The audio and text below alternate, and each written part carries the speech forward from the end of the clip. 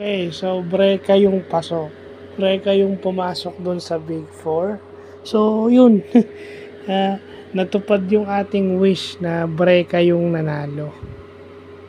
Okay, natupad yung ating hiling na sana Breka yung manalo. For many reasons. Pero magbabanggit lang ako ng tatlo. One, yung talino ni Brent manalo. Alam natin na summa cum laude o cum laude sa Lasal Top itong si Brent. So pagdating sa task na ganun, matalino talaga siya. So kahit napasmado yung kamay niya, si Mika naman hindi. So pwede niyang i-guide si Mika. And itong si Mika is misunderstood. Play safe daw, ganyan. Traitor daw, pero kita mo sino yung dumadamay dun sa sino yung dumadamay every time na nag-iiyak, itong si Bianca. Alam naman natin medyo may pagka-vulnerable to si Bianca, pero sinong dumadamay ro? Si Mika. Yung sinasabi nilang hindi nagpapakatotoo, bakit parte ng Big Four ngayon yan? Binabas nyo, hindi nagpapakatotoo. Ito rin si Brent. Sinabi ng ibang ex-housemates at saka itong mga housemates na undesirable duo. Sino ba yun nasa Big Four? Yeah. Kasi kung dadaanin talaga sa task, alam natin kung sino yung mangingibabaw at yung except dun sa nauna, kasi boto ng ex-housemates yun, which is valid. Yung tatlong duo na kasama nila is nakuha sa task. So may vote to evict at saka may vote to evict ulit at saka may vote to save. So wala namang pag-uusapan na doon kasi Big Four na 'yon. So kahit hindi ka maging big winner, panalo ka na. Ang first objective mo is Big Four.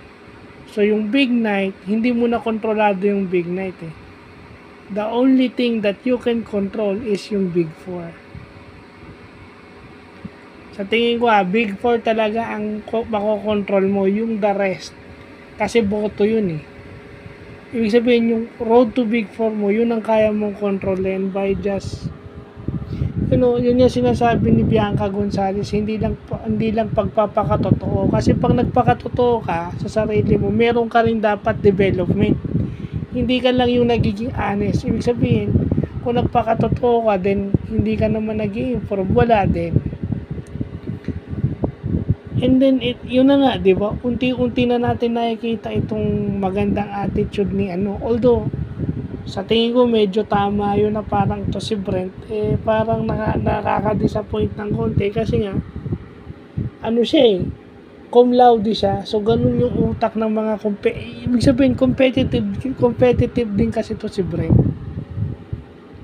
So pag matalino ka at hindi, yun yung sinasabi, kaya siya ganun. Kasi, sipin mo cum laude pinagdududahan yung sarili.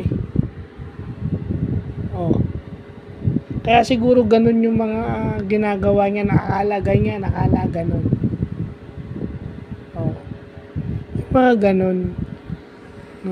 Kasi kung sino pa yung maraming bash na natatanggap, sila pa ngayon yung nasa Big Four, yung halos hindi mo iboboto. Di ba? Yung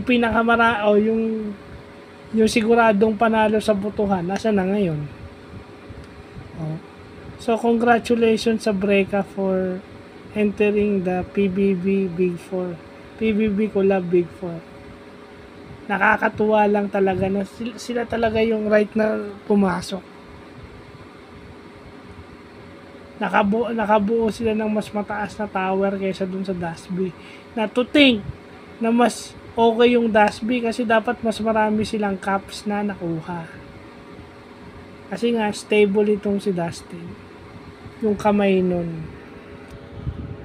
At hindi naman sa inaano siya kasi nga prinsesa sa bahay Prinsesa sa bahay, then masyadong vulnerable.